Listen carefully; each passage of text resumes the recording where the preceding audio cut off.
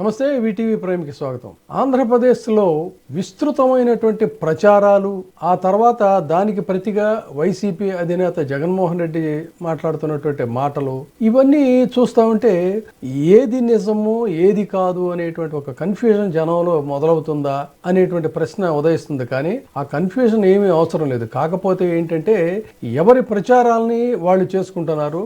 అంతిమంగా ప్రజలు అసలేమీ గమనించట్లేదు. ప్రజా బాహుళ్యం ముందు మనం నిలబడి ఇష్టం వచ్చినట్టు గట్టి గొంతుతో మనం మాట్లాడుతున్నాం కాబట్టి వాళ్ళు విశ్వసిస్తారనుకుంటే పొరపాటు. మనం రీసెంట్ గా చూసాం, దావోస్ నుంచి వచ్చిన వెంటనే స్వర్ణాంధ్ర, స్వచ్ఛ ఆంధ్ర అనేటువంటి పేరుతో కార్యక్రమం నిర్వహించి గట్టి గొంతుతో చంద్రబాబు నాయుడు గారు ఆయన అసలు ఎంత అద్భుతంగా ఈ ప్రభుత్వాన్ని ముందుకు తీసుకెళ్తున్నాడు, గత ప్రభుత్వం ఎంత విధ్వంసం సృష్టించింది అనేది ఆయన చెప్పారు. ఆయన చెప్పినటువంటి మాటల్లో 2024 ఎన్నికల ముందు ఈ రాష్ట్రం అతలాకుతలం అయిపోయింది.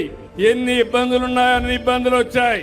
మాట్లాడాలంటే మాట్లాడేవాళ్ళు కాదు, కడాన నవ్వాలంటే కూడా నవ్వేవాళ్ళు కాదు. అంటే భయంకరమైన పరిపాలన. కడాన నాలాంటి వాడికి కూడా ఒక సాయంత్రం వచ్చి అరెస్ట్ చేసి జైల్లో పెట్టేశారంటే ఇంకా మామూలు వాళ్ళ పరిస్థితి ఏంటో చెప్పాలా. ఎందుకంటే ముందు చెప్తే కోర్టు పోతే స్టే ఇస్తారు కాబట్టి నోటీసు కూడా ఇవ్వకుండా అరెస్ట్ చేసేశారు. రాష్ట్రంలో ఒక రాక్షస పాలన, ఒక సైకో పాలన జరిగింది. పోరాడాం. నేను, మా మిత్రుడు పవన్ కళ్యాణ్ గారు సంయుక్తంగా ఆలోచించాం. నరేంద్ర మోడీ గారు సహకరించారు. 3 పార్టీలు కలిసి కూటమి పెట్టాం. ఒకే మాట చెప్పాం, ఈ రాష్ట్రాన్ని బాగు చేసే బాధ్యత మా భుజస్కంధాల పైన పెట్టుకుంటామని మీకు ఒక హామీ ఇచ్చాం. మీరు కూడా బ్రహ్మాండంగా స్పందించారు. నేను రాజకీయాల్లో 78 నుంచి ఉన్నాను కానీ మొట్టమొదటిసారిగా పెట్టిన అభ్యర్థులందరినీ గెలిపించారు. ఎంత మందిని పెడితే 94% అభ్యర్థుల్ని గెలిపించిన ఏకైక రాష్ట్రం ఆంధ్రప్రదేశ్ రాష్ట్రం. సో అదే క్రమంలో భీమవరం నియోజకవర్గ కార్యకర్తలతో జగన్మోహన్ రెడ్డి సమావేశాన్ని ఏర్పాటు చేసి ఆయన కూడా సుదీర్ఘంగా చాలా విషయాలు చెప్పాడు. ఈ విచ్చలవిడితనం అన్నది నిజంగా ఏ స్థాయికి వెళ్ళిపోయిందనంటే చంద్రబాబు నాయుడు గారి ఎమ్మెల్యేలు, చంద్రబాబు నాయుడు గారికి సంబంధించిన వాళ్ళంతా ఏ స్థాయిలోకి వెళ్ళిపోయినారంటే నిన్న 20 పేపర్లో చూసిన కోడూరు ఎమ్మెల్యే ఆరవ శ్రీధర్, అదే మనిషేనా అసలు ఇది ఎమ్మెల్యేనా అని అనిపిస్తుంది నాకు. అసలు ప్రభుత్వ ఉద్యోగి అయిన ఒక అమ్మాయిని భయపెట్టి, బెదిరించి, రేపు చేసి, హెరాస్ చేసి, స్వయంగా ఆ అమ్మాయి తనకు జరిగిన అన్యాయాన్ని కూడా ఏకంగా సాక్ష్యాలు, ఆధారాలతో సహా బయట పెట్టింది. ఇంకోటి కూన రవికుమార్, ఈయన గారి వేధింపులు భరించలేక గవర్నమెంట్ స్కూల్ ప్రిన్సిపల్ ఆత్మహత్యా యత్నం చేసుకుంటే ఇప్పటి వరకు చర్యలు లేవు. సతివీడు ఎమ్మెల్యే కోనేటి ఆదిమూలం ఒక మహిళను బలాత్కారం చేస్తే చివరికి ఆ అధికారిని ఉపయోగించి ఆ కేసునే క్లోజ్ చేయించుకుంటారు. ఎంత దారుణంగా జరుగుతుందనంటే, ఇంకొకడు మంత్రి సంధ్యారాణి పిఏ తనను లైంగికంగా వేధిస్తున్నాడని మరొక ప్రభుత్వ ఉద్యోగి అయిన మహిళ ఫిర్యాదు చేస్తే అతన్ని వదిలేసి ఫిర్యాదు చేసిన ఆయమను జైల్లో పెడతారు. ఇంకొకడు గుంటూరు ఈస్ట్ ఎమ్మెల్యే నజీర్, ఈ మనిషి అశ్లీల వీడియోలు కూడా ఆయనతో మాట్లాడుతున్నాడు, అశ్లీల వీడియోలు చూస్తా ఉన్నాడు. ఇంకొకడు మంత్రి సుభాష్ అశ్లీల డాన్సులు చేస్తూ ఏకంగా స్టేజ్ ఎక్కి చిందులేస్తున్నాడు మంత్రి. అసలు నాకు ఆశ్చర్యంగా ఉంది. అసలు జంగల్ రాజ్యం అని అంటే ఇంకా వేరే పేరు ఏమైనా ఉంటుందా ఈ ప్రభుత్వంలో జరుగుతా ఉన్న పనులకు? అసలు ఈ స్టేజ్ లేకి పోవడం ఏంది? దగ్గరుండి ఇట్లా టోళ్ళని తీసుకొని పోయి ఇన్సిడెంట్ జరిగితే భయము భక్తి లేకపోకుండా మరుసటి రోజు జైల్లో పెట్టాల్సిన వాళ్ళందరినీ ఇలాంటిది ఏదైనా చేయాలంటే బొల్లులో భయం అనేది ఎలా ఉంటుందో చూపించాల్సింది పోయి వీళ్ళందరినీ ప్రోత్సహిస్తా ఉండేది వీళ్ళు. సాక్షాత్తు దగ్గరుండి చంద్రబాబు నాయుడు, ఆయన కొడుకు, ఆయన ప్రభుత్వం. ఇప్పుడు చంద్రబాబు నాయుడు గారు అధికారంలోకి వచ్చిన తర్వాత ఏం చేశాడు? గత ప్రభుత్వంలో ఉన్న పథకాలన్నీ రద్దు అయిపోయాయి. మనమైతే ఇచ్చిన మాట కట్టుబడి ఉండేవాళ్ళం, మేనిఫెస్టోను భగవద్గీతగా భావించాం, ఇచ్చిన మాటని నిలబెట్టుకోవడానికి తపన పడేవాళ్ళం. కోవిడ్ లాంటి సమయంలో కూడా ఎంత సంక్షోభంలో ఉన్నా కూడా హామీలు ఎగ్గొట్టాలని చెప్పని అనుకోలేదు. చిరునవ్వుతో కష్టాలన్నింటినీ, సమస్యలన్నింటినీ స్వీకరించాం. మరి చంద్రబాబును చూస్తే మొత్తం మోసం, దగ, సూపర్ 6, సూపర్ 7 అన్ని గాలికి ఎగిరిపోయి ఎన్నికల్లో ఎన్నో హామీలు ఇచ్చారు, విపరీతంగా ప్రచారం చేశారు, చివరికి ఇంటింటికి బాండ్లు పంచారు.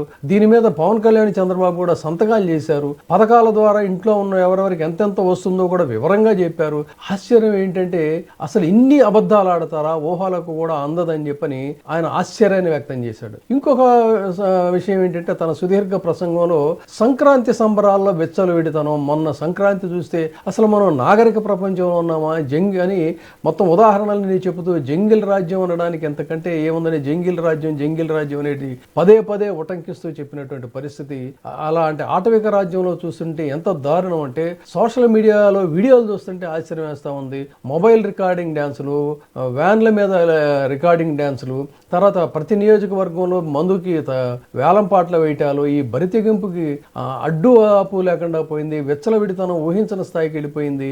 చంద్రబాబు ఆయనకు మద్దతు ఇస్తున్నటువంటి ఎమ్మెల్యేలు ఏ స్థాయికి వెళ్ళారు అంటూ ఆయన అనేకమైనటువంటి ఉదాహరణలన్నింటినీ కూడా ఉటంకిస్తున్నప్పుడు నిజానికి అలాంటి విషయాల్లో కొంత ఒక disciplined and decency and dignity personality Jaganmohan Reddy అని చెప్పడానికి ఎలాంటి పరిస్థితుల్లో కూడా సందేహం లేదు. అలాంటి నోటి నుంచి మాట్లాడినటువంటి మాటలు ఏంటంటే రైల్వే కోడూరు ఎమ్మెల్యే అరవ శ్రీధర్ అసలు అతడు మనిషైనా, ఒక ప్రభుత్వ ఉద్యోగిని బెదిరించి భయపెట్టి దారుణంగా లైంగికంగా వేధిస్తే అమ్మాయి సాక్ష్యాధారాలతో సహా బయట పెడితే ఏ చర్య లేదు. ఆముదాల వలస ఎమ్మెల్యే కోన రవికుమార్ వేధింపులకు భరించలేక ఒక స్కూల్ ప్రిన్సిపాల్ ఆత్మహత్యాయత్నం చేసుకుంది, దాని మీద చర్య లేదు. సత్యవేడ ఎమ్మెల్యే కోనేటి ఆదిమూలం మహిళను బలాత్కారం చేసిన చివరికి అధికార దుర్వినియోగం కేసు క్లోజ్ చేయించుకున్నారు. ఎంత దారుణం. ఇక మంత్రి సంధ్యారాణి పిఏ ఒక ప్రభుత్వ ఉద్యోగి అయిన మహిళ తనను లైంగికంగా వేధిస్తున్నాడని ఫిర్యాదు చేస్తే దాని మీద చర్య లేదు. అతన్ని అరెస్టు చేయాల్సింది పోయి ఫిర్యాదు చేసిన బాధిత మహిళను జైలుకి పంపించారు. గుంటూరు తూర్పు ఎమ్మెల్యే నజీర్ అహ్మద్ ఫోన్లో ఒక మహిళతో మాట్లాడుతూ అసభ్యంగా ప్రవర్తించాడు. ఇక మంత్రి వాసం శెట్టి సుభాష్ అశ్లీల రికార్డింగ్ డ్యాన్సులు, స్టేజ్ మీద డాన్స్తో కలిసి చిందులేయటం, ఇలా రాష్ట్రం ఒక ఆటవికంగా మారింది, ఒక జంగిల్ రాజ్యం కింద మారింది అని చెప్పి అన్నారు. సాక్షాత్ ఇవాళే మళ్ళీ ఆ సంధ్యారాయణ కుమారుడు పేకాట ఆడుతూ ఉన్నటువంటి దృశ్యాలను కూడా వీడియోల్లో చూపించారు. ఇంత విచ్చలవిడితనం జరుగుతున్నా కూడా మొత్తం చంద్రబాబు నాయుడు గారు ఆయన కుమారుడు అయితే సరే, ఆయన కుమారుడు అయితే వాళ్ళ కార్యకర్తల కార్యక్రమంలో పెట్టి అసలు ఇంత అద్భుతంగా ఉంది, అంత అద్భుతంగా ఉంది, 11 మాట మాట్లాడితే 11 అని చెప్పిన వెక్కిరిస్తూ తను మాట్లాడేది కానీ లేకపోతే చంద్రబాబు నాయుడు గారిని మాట్లాడినటువంటి మాటలు కానీ చూస్తే మరి అసలు ఇలాంటి అరాచకాలన్నిటికీ కూడా సాక్ష్యాధారాలు, వీడియోలు అన్నీ కూడా ప్రజాబాహుళ్యంలో విచ్చలవిడిగా సర్క్యులేట్ అవుతున్నాయి. అయినప్పటికీ కూడా ఆల్ ఈజ్ వెల్, అభివృద్ధిలో మనం దూసుకుపోతున్నామని గట్టి గొంతుతో చెప్తున్నటువంటి నేపథ్యం. ఇందులో ఇటు కాంట్రాస్ట్ గా చూస్తేనేమో జగన్మోహన్ రెడ్డి మరో ఏడాదిన్నర గడిస్తే నా పాదయాత్ర మొదలవుతుంది, 150 నియోజకవర్గాల్లో పర్యటిస్తాను, ప్రజల్లోనే ఉంటాను, ఆ యాత్రలో ప్రతి 3వ రోజు బహిరంగ సభ నిర్వహించి ప్రజా ఉప్పెనను చూపుతూ ప్రజా సమస్యలను లేవనెత్తుతూ చంద్రబాబు తప్పుడు పాలనను వివరిస్తాం, వాటిని ఎండగడతాం అని చెప్పన్నాడు. మరి ఇన్ని సంఘటనలు జరుగుతూ ఉంటే ప్రజా ఉప్పెన అనేటువంటిది వస్తుందా? ప్రజలు ఈ దారుణాలు చూసి ఇదేం అన్యాయం, ఇదేంటి, ఇదేమి సంస్కారం, ఇదేమి నాగరికతని తిరగబడతారా? మరి జగన్మోహన్ రెడ్డి చూస్తే ఆత్మవిశ్వాసం అయితే తొణికెసలాడుతుంది. అయితే ఇక్కడే మనం ఒకటి గమనించాల్సింది ఏంటంటే చంద్రబాబు నాయుడు గారు అంతగా గొంతెత్తి జనాల్ని అధికారులందరూ కూడా కష్టపడి సమీకరించి చేస్తే ఆయన మాట్లాడుతున్నప్పుడు ప్రజా స్పందనని మీరు నిశ్చితంగా పరిశీలిస్తే చాలా స్తబ్దుగా నిశ్శబ్దంగా ఉన్నారు. ఆయన పదే చెయ్యెత్తండి అంటే కూడా అంత పెద్ద స్పందన కనిపించడం లేదంటే ప్రజల్లో ఏదో ఒక అసంతృప్తి అనేది అయితే వీళ్ళు ఎంత గొంతెత్తి మాట్లాడుతున్నా అసంతృప్తి గూడు కట్టుకొని ఉన్నమాట వాస్తవం. ఈ అసంతృప్తిని ఒక ప్రజా తిరుగుబాటుగా లేదు జగన్మోహన్ రెడ్డి చెప్పినట్టు ప్రజా ఉప్పెనగా దీన్ని మార్చగలుగుతాడా? తిరిగి మళ్ళీ తన మీద విశ్వాసం ప్రొది చేసుకునేటువంటి ఈ పరిస్థితుల్ని తీసుకెళ్లగలుగుతాడా? ఈలోపు వీళ్ళు దీన్ని తన కార్యకలాపాలన్నిటినీ కూడా చూస్తూ ఉంటారా? లేదు అంటే వాళ్ళ భజన మీడియా, ఉధృతమైనటువంటి బలమైనటువంటి మీడియా ఉంది, ఆ మీడియా ద్వారా తర్వాత పోలీసు ఇవన్నీ కూడా సప్రెస్ చేస్తే దీన్ని వీళ్ళు ఎలా ఎదుర్కొంటారు అనేటువంటిది కూడా చూడాలి. సో అటు వాళ్ళ ప్రచారాలు, ఇటు ఈయన పాయింట్అవుట్ చేస్తున్నటువంటి వ్యవహారాలు ఇవన్నిటినీ కూడా పరిశీలించిన తర్వాత కడాన ఏది కరెక్ట్ అనేటువంటిది మీరు మాత్రమే డిసైడ్ చేయాలి. So you decide your self. Thank you. ఇప్పుడే సబ్స్క్రైబ్ చేయండి, లైక్ చేయండి, షేర్ చేయండి. WEIGH TV ప్రైమ్, మీ ఉత్తమాభిరుచుల సమ్మేళనం.